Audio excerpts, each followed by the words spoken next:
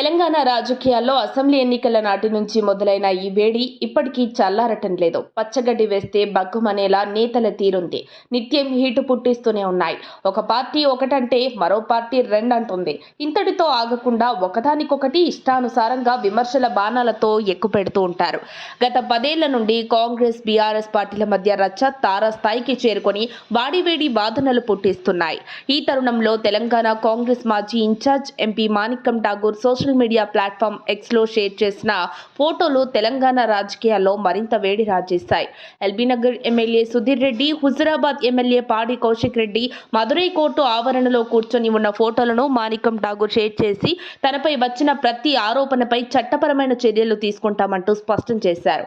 అయితే ఇక అసలు విషయానికి వస్తే టీపీసీసీ చీఫ్ రేవంత్ రెడ్డి ఎంపికపై ఆరోపణలు చేసిన బీఆర్ఎస్ ఎమ్మెల్యేలు సుధీర్ రెడ్డి, పాడి కౌశిక్ రెడ్డి బుధవారం మదురై హైకోర్టుకు హాజరయ్యారు. పీసీసీ పదవిని రేవంత్ రెడ్డికి అప్పటి తెలంగాణ కాంగ్రెస్ వ్యవహారాల ఇన్ఛార్జ్ మాణిక్యం ఠాగూర్ అమ్ముకున్నారంటూ సుధీర్ రెడ్డి, పాడి కౌశిక్ రెడ్డిలు గతంలో సంచలన ఆరోపణలు చేశారు. ఈ వ్యాఖ్యలను సీరియస్ గా తీసుకున్న మాణిక్యం ఠాగూర్ వీరిపై మదురై హైకోర్టులో పరువు నష్టం దావా వేశారు. ఈ కేసులో నాన్ బెయిలబుల్ వారెంట్ ఎదుర్కొంటున్న ఆ ఇద్దరు బుధవారం విచారణ నిమిత్తం కోర్టుకు వచ్చారు. గులాబీ పార్టీ ఎమ్మెల్యేలు పాడి కౌశిక్ రెడ్డి, సుధీర్ రెడ్డిలిద్దరూ అక్కడి కోర్టు ఆవరణలో కూర్చొని ఉన్న ఫోటోలు వైరల్ అవుతున్నాయి. అక్కడ వారు ఏం చేశారోనని చాలా మంది ఆశ్చర్యపోయారు. అయితే తెలంగాణ రాజకీయాల్లో భాగంగా చేసిన వ్యాఖ్యలు, ఆరోపణలే వారిని మదురై కోర్టు వరకు లాక్కొచ్చినట్లుగా తేలింది. విచారణకు హాజరు కావాలని గతంలో కోర్టు సమన్లు జారీ చేసింది.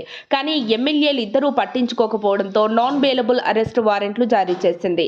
అరెస్టు చేయడం ఖాయమని తేలడంతో వెంటనే కోర్టుకు హాజరై వారెంట్లను రీకాల్ చేయించినట్లుగా తెలుస్తోంది. వీరిద్దరూ మదురై కోర్టులో ఉన్న ఫోటోలను సోషల్ మీడియాలో పోస్ట్ చేసిన మాణిక్యం ఠాగూర్ తప్పుడు ఆరోపణలు చేసిన ఎవరిని వదిలేది లేదని, న్యాయపరమైన చర్యలు తీసుకుంటానని స్పష్టం చేశారు. మరిన్ని అప్డేట్స్ కోసం మా కాయ్ టీవీని సబ్స్క్రైబ్ చేసుకోండి. మా వీడియో కనుక మీకు నచ్చినట్లయితే లైక్ చేయండి, షేర్ చేయండి. మీ విలువైన అభిప్రాయాలను కామెంట్ బాక్స్లో తెలియజేయండి.